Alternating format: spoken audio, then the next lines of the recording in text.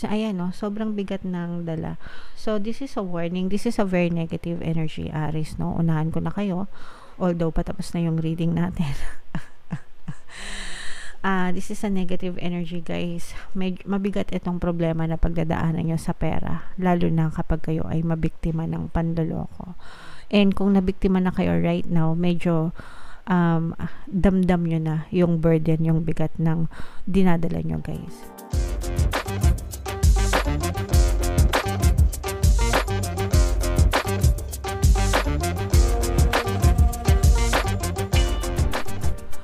Hello guys, hello Aries. Welcome back to Pinoy Pixie Tarot. Ang pamagat ng episode natin for tonight is New Moon Kapalaran para ngayong April to May para sa Aries, Sun, Moon, Rising, Sign, and Venus. Shuffle ko yung cards guys. Hanapin ko yung energy ng Moon at saka yung energy ng Aries.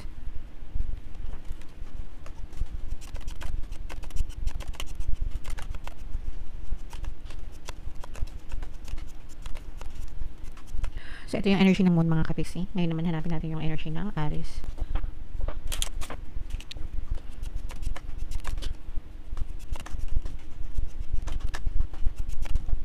So, Aries, kayo ay nirepresent ng King of Wands sa ating spread. Ito yung combination ng positive and negative energy. General reading lang, mga kapiksi. Pwedeng mag-resonate, pwedeng hindi. Yung new moon ngayong April, guys, ay sa April 8. Tapos yung next new moon naman ay sa May 7. So, ang reading na to, mga kapiksi, ay para sa period na yan. Meron ditong presence ng another fire sign, guys. Aries, Leo, Sagittarius.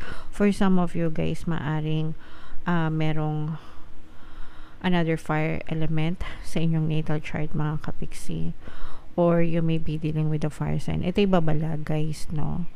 Ito'y babala na mag-ingat kayo because maaari kayong ma-scam, maaari kayong maloko. At saka guys, parang hindi ito yung first time na na-scam kayo or maloko kayo. This may be another time, no? Na ma-scam kayo. Baka na-scam na kayo dati, mga kapigsi, tapos maaari ulit kayong maloko this time around, guys. So make sure na bago kayo magdesisyon, pag-isipan yung mabuti, pag-aralan na mabuti, mga kapigsi, yung mga legitimacy, authenticity na mga pinapasok nyo, yung mga taong kinakausap nyo, even if kakilala nyo pa sila.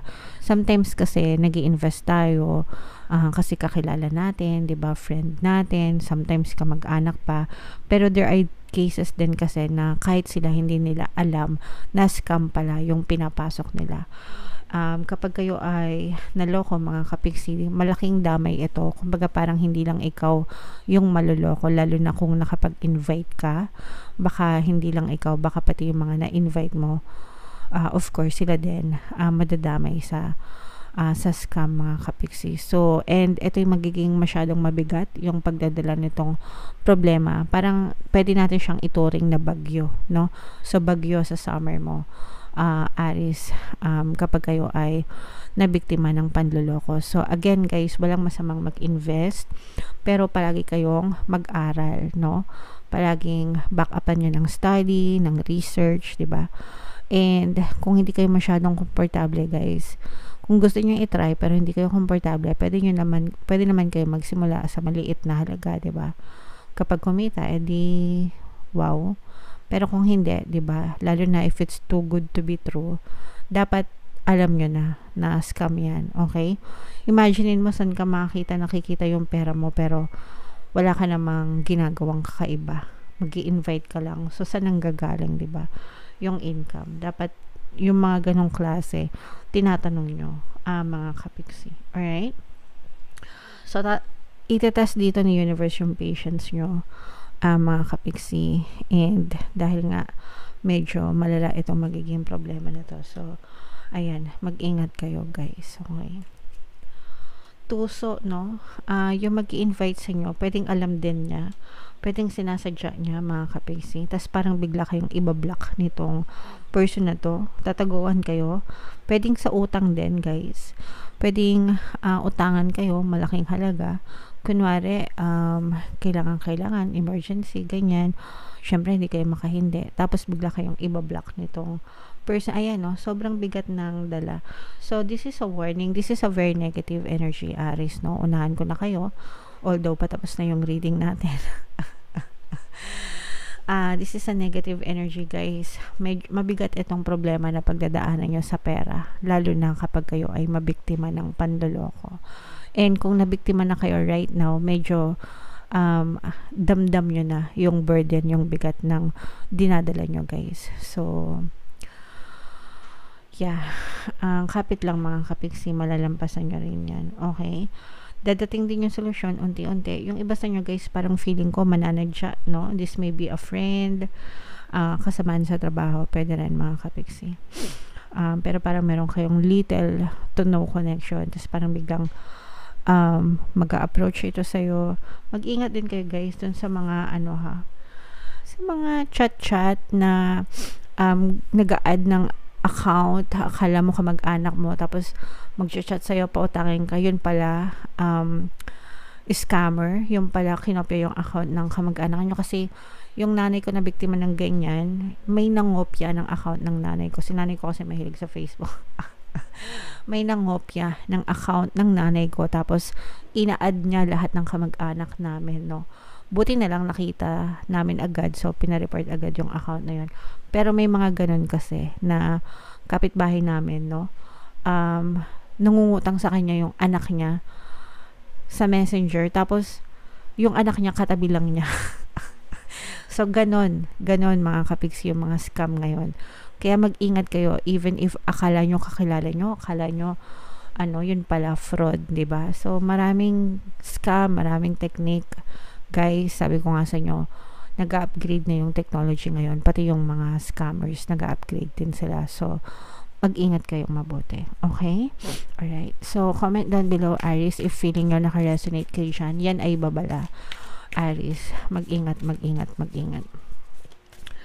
So, tingnan natin yung additional namin sa inyo, Aries. Shuffle ko to, guys. Habang sinashuffle ko to, panoorin nyo muna yung video natin regarding sa ating paano mag-manifest ng abundance video course.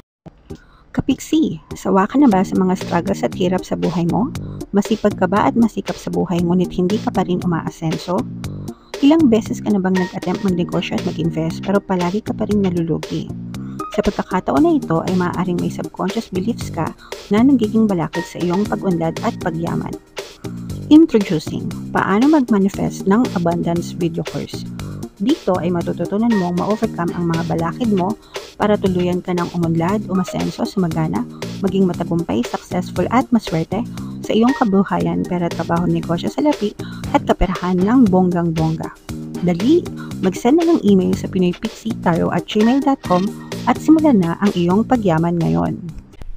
Alright. So, sabay-sabay tayo magpahiyaman ngayon 2024 mga kapiksi. Mag-avail na kayo ng course, guys, kasi sobrang ganda talaga niyan.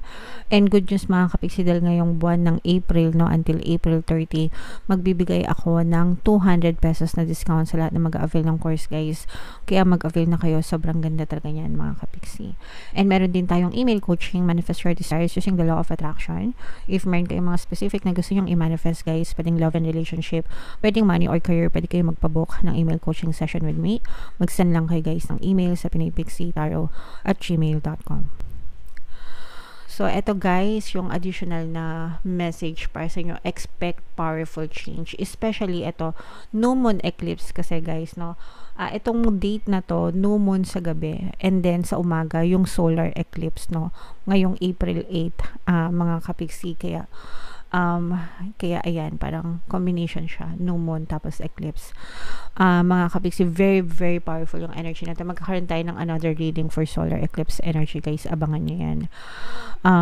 Pero ito, guys, this is a card of beginnings, and there are powerful energies at work. So may mga powerful talaga ng mga kaganapan, although nakita natin na puro negative yung lumabas dito sa spread nyo, pero you can still expect powerful energies at work, to work on your favor, mga kapiksi. Okay? So attune to the moon, guys. Never mind the past. Life evolves every single day.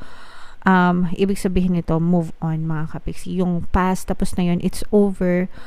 Kalimutan na natin, guys. Erase, and then let's just focus on today and tomorrow, mga kapiksi, because your today will be your life tomorrow. Mag-invest kayo ng mga magagandang thoughts, imagination, ganyan, daydream, affirmations today, because yung mga tinatanim nyo ngayon, yun yung aanihin nyo bukas, sa isang araw, sa isang buwan, sa isang taon, sa mga susunod na taon, mga kapiksi. So, wag nating sayangan yung buhay natin, karereklamo sa past, sa mga nakaraan na tapos na, no? Sayang ang buhay, mga kapiksi, sayang ang oras. Yes, 1,000 times yes. So, it's an affirmation, it's a confirmation para sa inyo, mga kapiksi. Sometimes nanonood tayo ng tarot reading kasi meron tayong mga specific na yes or no question. So, yes ang sagot sa inyo, 1,000 times yes ang sagot sa inyo ng inyong mga gabay. Pero pagdating sa investment, guys, no, mag-ingat again.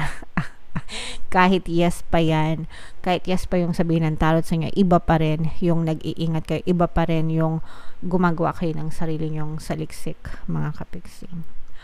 Whatever is happening now is happening for your highest good. Yung mga nangyayari sa inyo, guys, right now, problema man yan, challenge man yan, para sa inyo yan, mga kapiksi, because at the end of your journey, palaging may blessings yan nakaakibat para sa inyo. So, yun yung i-anticipate nyo, yung mga lessons sa inyo, mga blessings na paparating sa inyo, guys. Okay?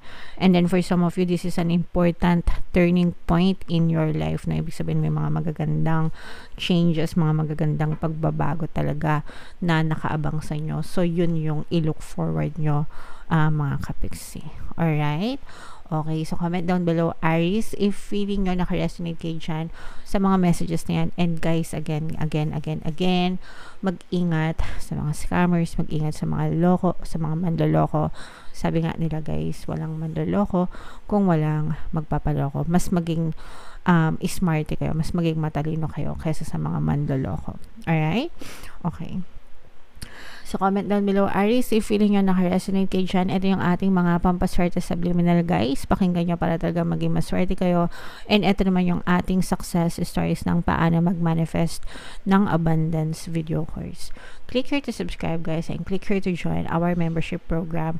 Thank you for liking, sharing, and subscribing, and see you again next time. I love you all, guys. Have a nice day. Bye-bye.